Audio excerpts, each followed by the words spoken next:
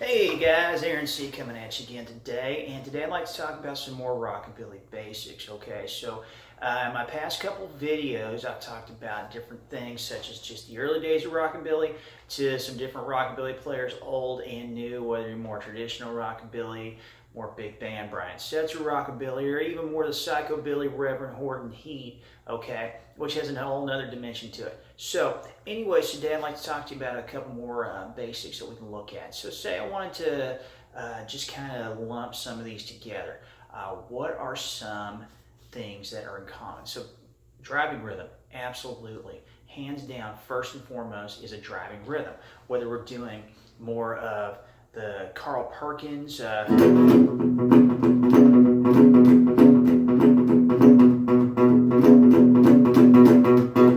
Berry, okay, to that sort of thing, Brian Setzer, okay, so those are all just multiple things. Reverend Horton Heat would take more of a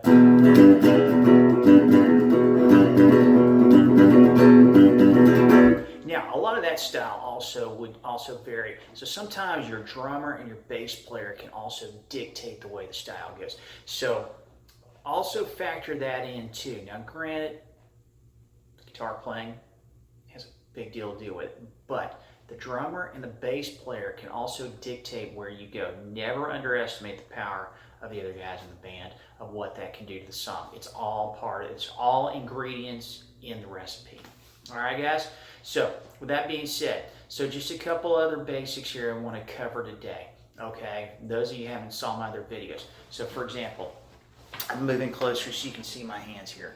So, this F shape, okay, which goes all up and down the neck. So, if you're not used to those kind of chords, whenever there is a chord with no open strings in it, whether it's 3, 4, 5, or 6 strings, okay? In this case, the F shape, which I showed you right here, okay, that is no open strings in it, that becomes a movable pattern. What do I mean by that?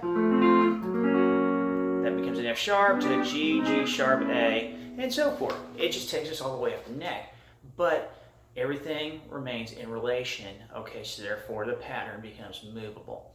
Okay, so we've got to stay with that. Another shape I want to get you on is this D shape, where you're like, well, that has an open string. No, but if you just play the basic triad, and I'm going to show you here, the basic triad at the bottom, okay, just strings 1, 2, and 3, okay, so this moves anywhere you want it to. Okay, so for example, okay, so we have this D chord here, and once again, D sharp, E, F, F sharp, G. So say I'm playing this G shape here.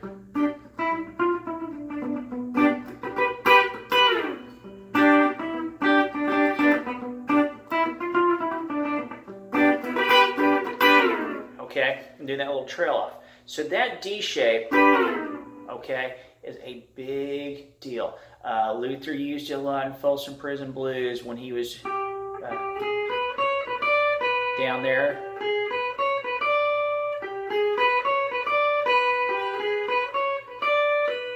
He did A. Okay. All right, so that's just one of many examples. More of the Elvis thing is the, we're doing the.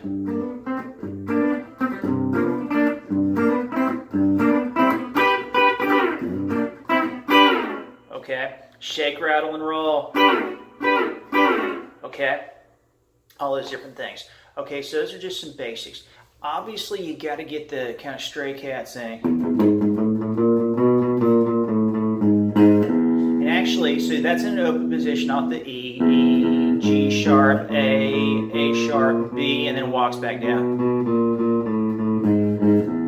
Okay, if you want to do it in a fretted position where it's easier to move the pattern, so for example, start on the G, G, B, C, C sharp, D, C sharp, C, B, and so forth, okay?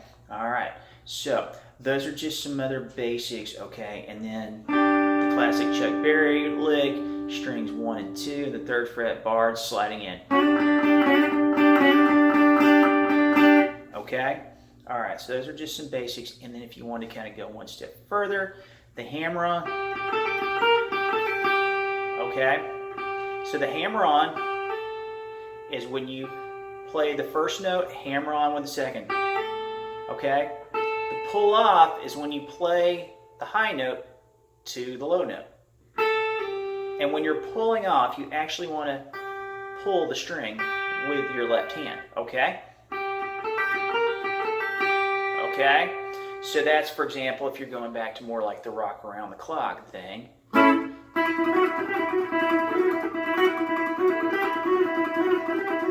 Now that was just at a fast speed, involving the tremolo picking on the right hand going really, really fast. All right, so just some basic rockabilly basics there. Just want to move back. I have my hands so you can see them up close and not just try to guess what I was doing. So with that being said, more rockabilly basics.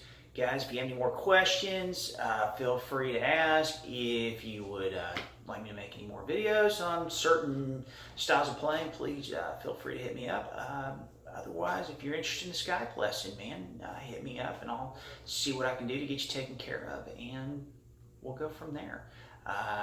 Once again, Aaron C., thanks for stopping by today. See you soon. Bye.